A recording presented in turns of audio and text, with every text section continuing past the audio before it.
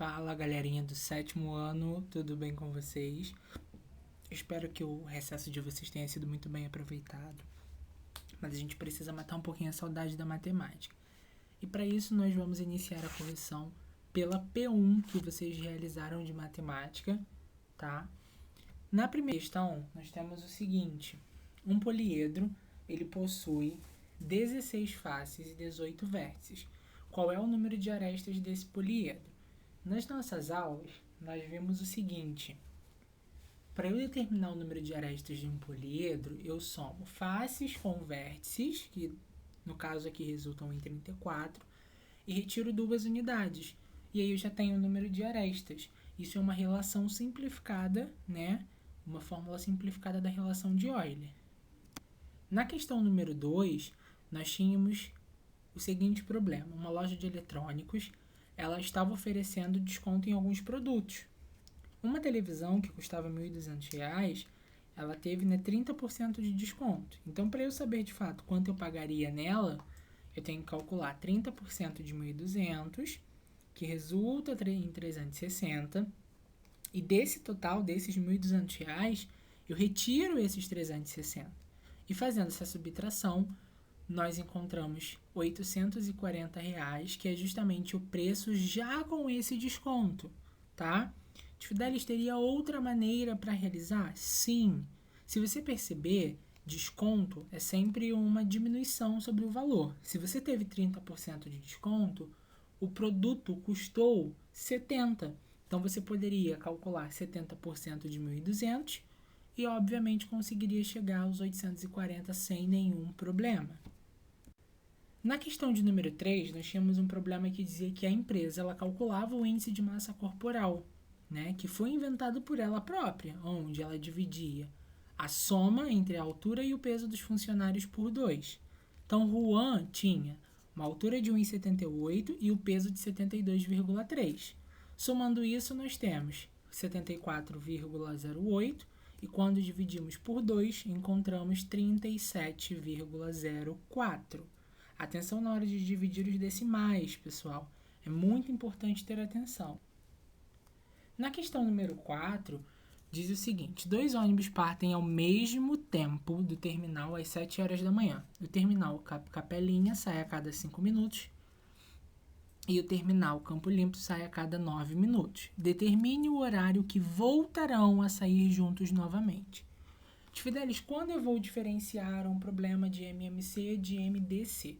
O problema com o MMC, você tem ali 2 palavras-chave. Primeiro, um sinônimo para igual, né, ou para comum, que é justamente nesse problema a palavra mesmo. E nós temos um verbo no futuro do presente, ou uma locução verbal que dá a ideia desse tempo. Voltarão a sair, ou sairão. Eu percebo que essa expressão dá a ideia de futuro, então eu utilizo o MMC. O MMC de 5 e 9 resulta em 45. 45 minutos, mais 7 horas, que foi o último horário, então eles saem juntos, né, da próxima vez às 7h45. Na questão 5, nós temos uma expressão onde nós tínhamos que retirar a raiz quadrada de 25/81, que resulta em 5 nonos, e 4 terços ao quadrado resulta em 16 nonos. Quando eu somo essas frações, eu conservo os denominadores e trabalho com os numeradores. Ficando 21/9, faço a simplificação e encontro 7 terços. É importante, pessoal, perceber, mesmo que a questão aqui não pediu para simplificar, as respostas são apresentadas na forma simplificada. Então, você tem que observar isso no problema e já aplicar todas as técnicas que você conseguiu absorver. Na questão 6, nós temos algumas afirmações, onde nós temos que julgar os itens verdadeiros e falsos. As únicas afirmativas verdadeiras são a primeira, a terceira e a quinta. Por que a segunda não é verdadeira? A fração 4 centésimos é representada por 0,4. Não. A fração 4 centésimos estaria correta se tivesse representado por 0,04. Aí sim. E na número 4, o número decimal 2,1 representa a fração decimal 21 centésimos. Não. Quando eu tenho um número que está sendo dividido por 100, eu volto 2 vezes com a vírgula. O correto seria 0,21. Na questão 7, nós temos um novo problema, só que agora reparem, um comerciante vende balas em pacotinhos sempre com a mesma quantidade. Ao fazer isso, ele percebeu que dentre as balas que possuía, poderia colocar 8, 12 ou 20 em cada pacote, não sobrariam, de fato. Então, se trata de um problema de MMC. E MMC de 8, 12 e 20, nós temos o 120 como resposta. Questão 8. Na questão 8, nós temos o seguinte. Juliana fez algumas figuras planas em papel cartão. Temos 4 triângulos e um quadrado, onde, percebam, os triângulos representarão as faces laterais e o quadrado representará a base. O único poliedro que tem faces laterais triangulares e o quadrado como base é a pirâmide. Na questão 9, nós temos uma expressão, e de antemão já peço desculpas pela caligrafia pouco só, porque eu tentei escrever de uma maneira que vocês entendessem.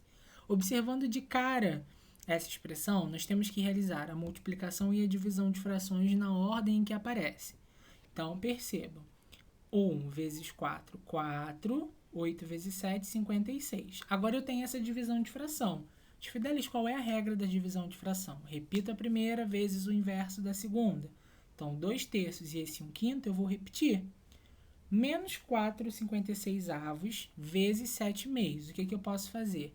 Transformei isso aqui em 28 112avos. Esse 28 112avos, Fidelis, eu percebi que dá para simplificar. Eu consigo colocar ele sendo 1/4. Então, eu tenho 2 terços menos 1/4 mais 1/5. Tiro o MMC de todo mundo, que aí, então, são 3 números desconhecidos. 3, 4 e 5 resulta em 60. O novo denominador é 60.